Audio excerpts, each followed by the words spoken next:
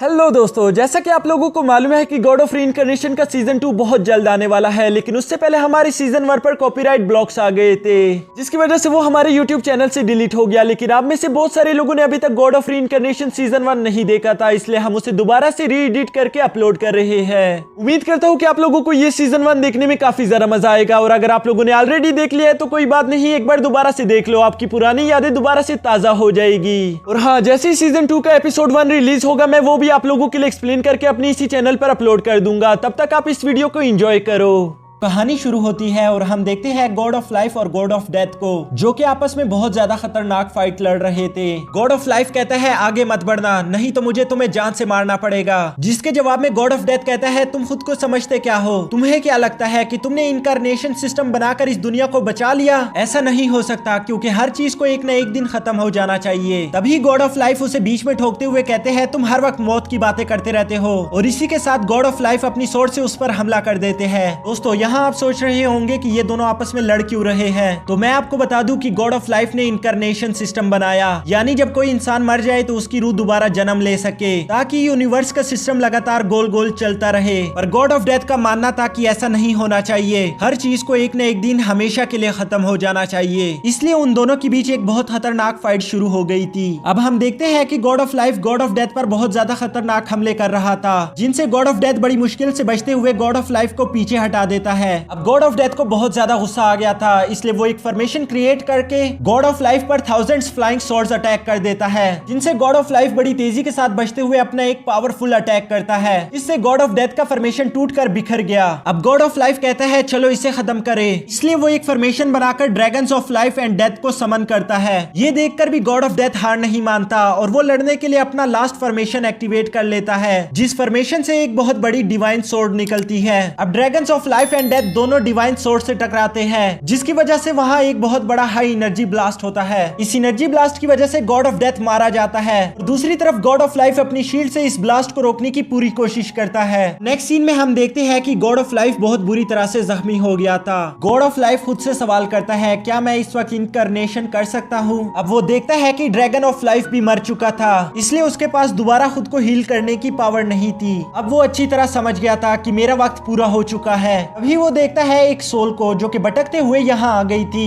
God of life एक soul को ऐसी जगह देखकर हैरान हो गया था, इसलिए वो उड़ते हुए उस सोल के पास जाकर उसे ह्यूमन फॉर्म में ले आता है। गॉड्स ऑफ लाइफ को सारे सोल्स के नेम आते थे, इसलिए वो कहता है जाओ जी तुम यहाँ क्या कर रहे हो? जाओ जी भी खुद को यहाँ देखकर हैरान था, इसलिए वो पूछता है ये कौन सी जगह है और मैं यहाँ क्यों हूँ? ये सुनकर गॉड ऑफ लाइफ कहता है मेरी बात ध्यान से सुनो, तुम मर चुके थे पर तुम्हारी रूह हेवन जाने के बजाय भटकते हुए यहाँ आ गई। अगर तुम चाहो तो मैं अपनी आखिरी इनकारनेशन पावर से तुम्हें और अपनी पावर्स को बचा सकता हूँ। गॉड ऑफ लाइफ की ये बातें सुनकर जाओजी को कुछ समझ नहीं आता। तभी उसके दिमाग की घंटी बजती है और वो कहता है मुझे याद आया, आखिरी बार मैं एक बच्चे को डूबने से बचाने की कोशिश कर रहा था, लेकिन मुझे याद है कि मैं ही डूब गया। तभी गॉड ऑफ लाइफ कहता है मेरे पास तुम्हें ज्यादा समझाने का वक्त नहीं, और वो अपना स्पेल परफॉर्म करना शुरू कर देता है, जिसमें उसने आज तक जितने भी टेक्निक्स और सीक्रेट सीखे थे वो सारी की सारी पावर वो जाओजी को पास कर देता है। वो सारी पावर जाओजी के बॉडी में इंटर होती ही जाओजी कहता है ये सारे टेक्निक्स तो बहुत ज्यादा पावरफुल है, और आगे कहता है कि तुमने मुझे ये पावर्स तो दे दी, लेकिन तुम्हें देने के लिए मेरे पास पैसे नहीं है। लेकिन तभी उसकी नजर गॉड ऑफ लाइफ के पैरों पर पड़ती है जो कि गायब हो रहे थे।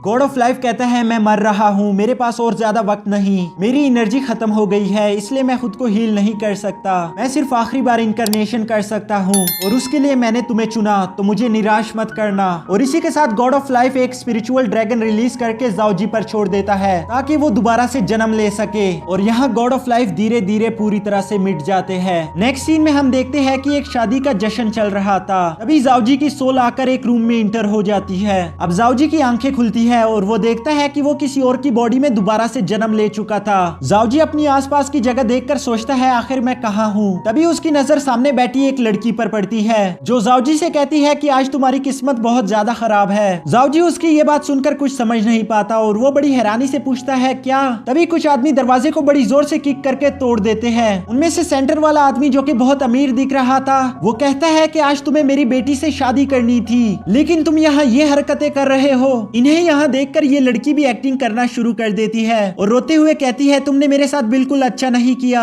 जाओजी उन आदमियों को समझाते हुए कहता है नहीं नहीं मैंने कुछ नहीं किया, लेकिन वो आदमी जाओजी की एक नहीं सुनते, इसलिए वो लोग उसकी पिटाई करना शुरू कर देते हैं। यहाँ बाहर हाल में लोगों का हजूम जमा था, जो लोग आपस में बातें कर रहे थे कि किन फैमिली तो बहुत ज्यादा अमीर है, दुल्हा जो भी है वो बहुत ज्यादा मजे करेगा। और यहाँ सारे लोग गिफ्ट जमा करवाने के बाद बारी बारी मैरिज हॉल में जा रहे थे। तभी हम देखते हैं कि वो लोग जाओजी को यहाँ लाकर जमीन पर पटक देते हैं, जिसे देखकर सारे लोग आपस में बातें करने लगते हैं क्या यही है दुल्हा? कोई भी दूल्हे को उसकी शादी के दिन ऐसे कैसे मार सकता है? तो उनमें से एक आदमी कहता है कि मैंने अभी अभी सुना कि किंग की बेटी के अलावा इसका किसी और के साथ भी अफेयर चल रहा था। ये सुनकर वहाँ के लोग गुस्सा हो जाते हैं कि इतनी प्यारी बीवी मिलने के बाद भी ये किसी और के साथ अफेयर चला रहा था। जाओजी उन लोगों को समझाने की कोशिश करता है कि मैंने कुछ नहीं किया, मुझ पर यकीन करो, लेकिन मजाल है कि कोई उसकी बात सुनने को तैयार हो। तभी सारे लोग एक साथ कहते हैं देखो देखो दुल्हन आ गई। और हम देखते हैं कि एक लड़की कैट वॉक करते हुए आ रही थी, उसके पहने हुए कपड़े बहुत ज्यादा खूबसूरत थे।